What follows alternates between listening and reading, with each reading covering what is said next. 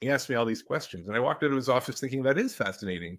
And so I phoned up this woman I hadn't talked to in months, and I said, "Tell me again more about northern Uganda." And we began talking, and we just hatched this program to like scale up and quantify and do statistically what she was already doing quantitatively. And 3 months later, I was on a plane.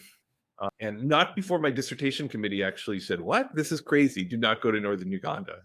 About 2 weeks before my flight left. But I'd already purchased the flight, and so there I was.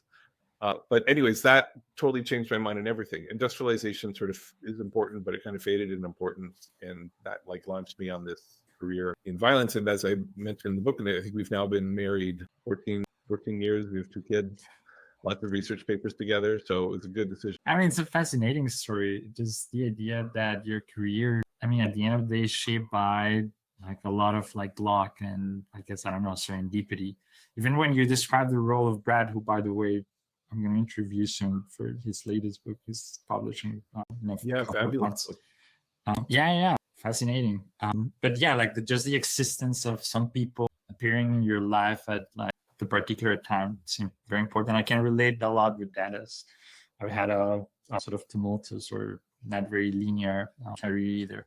But that I want to ask you something. Well, I would say, I mean, I think, that's how most academic careers, maybe most careers happen. It's super idiosyncratic what you work on, and individual people can play a really big role at that like critical juncture and set you up in a different direction. Do you think that, because I have the impression that academia, at least in economics, but I have the impression that this is the case in other disciplines, gives the impression to young scholars that there's a very specific path that must be followed and that there are not many variants possible. So I feel that people have the pressure to, well, go to very specific departments to do their PhDs, and then the job market is this crucial event that is going to define your career forever.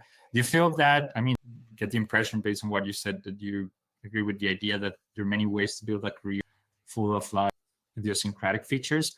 But do you think that in your role as a mentor, do you feel the need to express that to your students? Or, I mean, how do you deal with that?